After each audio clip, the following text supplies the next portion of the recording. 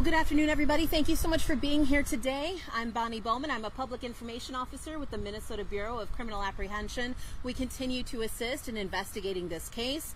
Today, you will hear from Winona County Attorney Karen Sonneman. She will offer some prepared remarks, and then we will have time for questions at the end. But as always, I do need to offer the caveat that this is an ongoing and active investigation. The prosecution is also just beginning, so there are some things we will not be able to discuss today, and we do ask that you respect and understand that as we get into the question portion of today's news conference. In the meantime, I'd like to invite up the county attorney.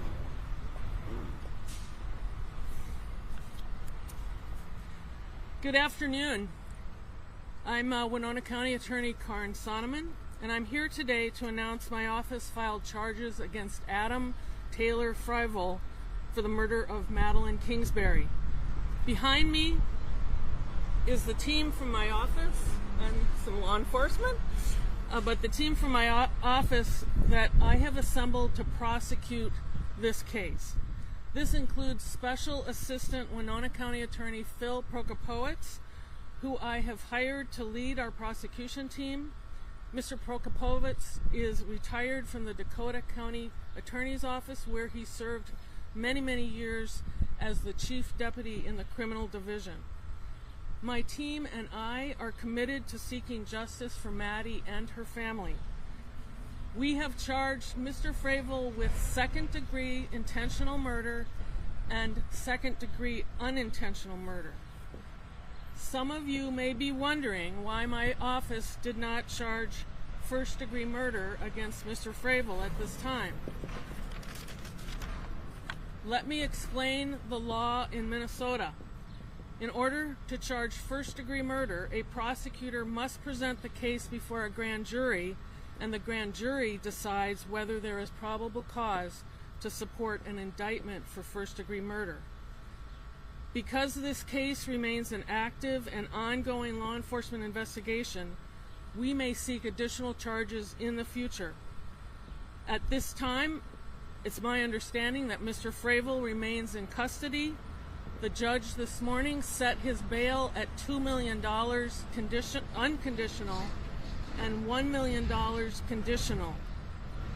His next court appearance is scheduled for July 20th, 2023 at 1:45 p.m. We know many of you are concerned for the well-being of Maddie's two children. They remain in Maddie's father's care and will stay there for the time being. The child protection case that my office is also handling remains open and active. A determination in that CHIPS or child protection matter will be made at a later date. We have heard from so many individuals how wonderful a person Maddie was. She had a bright future, and Mr. Fravel took that from her. By charging him today with her murder, we intend to hold him accountable to the fullest extent of the law. Thank you. That ends the prepared statements. We're ready to take some questions again with that caveat that there are some things we just won't be able to share. So if you have a question, feel free to shout it out. And Ms. Sonneman, how do you think Maddie was killed? At this time, I can only say that the investigation is ongoing and active, so I'm not going to make any comment about that at this time. If Mr. Fravel does bail out, will he be able to see his children? Can you explain kind of how these two things will work together? Yes, a good question. There's also a family court custody case going on as well, which is, so there's really three proceedings. But in the child protection case, there were certain conditions in that case also where Mr. Fravel could have supervised and secure visitation with his children, meaning in a secure site, under observation, basically. If he bails out, the court allowed him to continue to have that supervision under those conditions that were in the child protection case. So that. You plan on asking that to be revoked, though? There is a later hearing in the child protection case, and I can't comment at this time on that, but all options are open. Can you explain why there are two separate second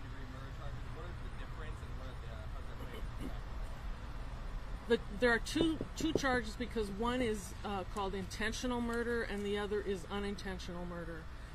And at this time, as I explained, we can't charge first-degree murder, but we can charge those two, and based on the evidence that we felt we could prove with certainty from our perspective beyond a reasonable doubt, those are the most serious charges we can charge now. The difference between those is that the individual's conduct would be intentional to cause the death of a person. The other is that their actions unintentionally cause the death of the person. Was Can you go into detail about more depth about the difference between intentional and unintentional? Well, I would refer you to the Minnesota statutes, but it's basically just that a person had the intent to cause the death of another individual and took such actions that were intentional, and the result was that person was killed. Unintentional is just as it really states, that actions were taken and that person didn't really mean to have that, whatever the actions they did, they didn't really want it to result in a death, but it did.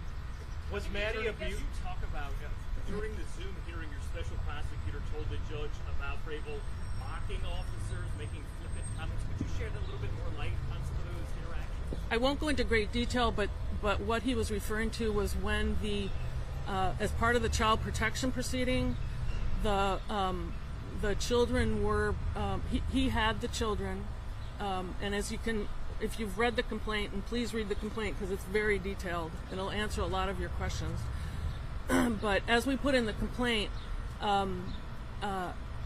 he went and took the children from the daycare and brought them to his parents' house. So at the time the child protection case was initiated, the children were with him in his parents' house in Mabel, Minnesota.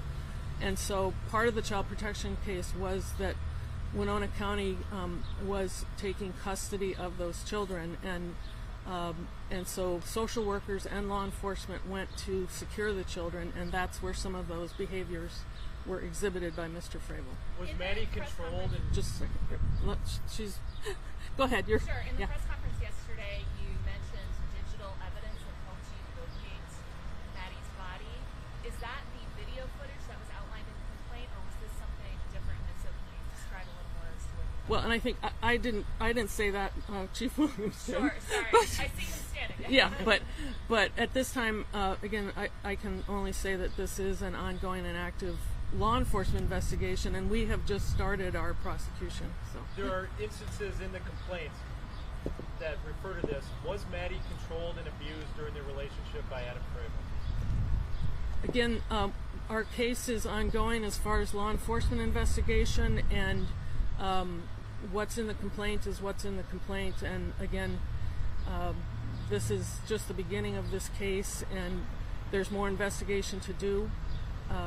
But there may be additional charges, but again, first-degree murder can only be obtained through a grand jury proceeding. Well, what happens after July 20th? It depends on what happens on July 20th. So, okay, so. Any Time for a couple more. you can share? In the complaint, it mentions that someone matched Adam Fravel's description was license plates on Adam's van. Can you confirm this was him? And was he switching? What was he doing with the license plate? As the complaint indicates, we stated it was an individual that was observed changing license plates, and those are the type of issues that we would want to identify if this case goes to trial. So, Did he go straight to the spot where the body was eventually found, or did he go to the farm first? And there's an unaccounted for 45 minutes, it says. again, our case and law enforcement is an ongoing investigation. It's still active, and those are issues that I can't comment on now. Did additional charges come out of Fillmore County in terms of possibly moving the body, concealing it? I'm sorry, what? Additional charges in Fillmore County? Again, this is an ongoing investigation. I'm sorry I keep having to say that, but I don't want to compromise the integrity of either the law enforcement investigation or our prosecution case. And that is Thank all you. we have time for today. Thank you so much. Thank I you. do want to clarify, though, Lou, to your question, it's in the charging document, but the medical examiner's office did rule that the manner of death was homicidal violence. So it is in the charging documents if you have read those. If you haven't, I highly suggest that you do. It adds a lot of context as to why these charges were presented and some more context to the case as well. And just for myself on a personal note, I want to thank you all for being out here. I know for many of you it's a decent drive to get out here to Winona, and we really appreciate your continued coverage of this case. It has made a really big difference in keeping up the confidence and the spirits of the community as we continue to work through what is a really difficult case and prosecution and ongoing investigation, as we've said. So thank you again so much all for being here. Yes, thank you all.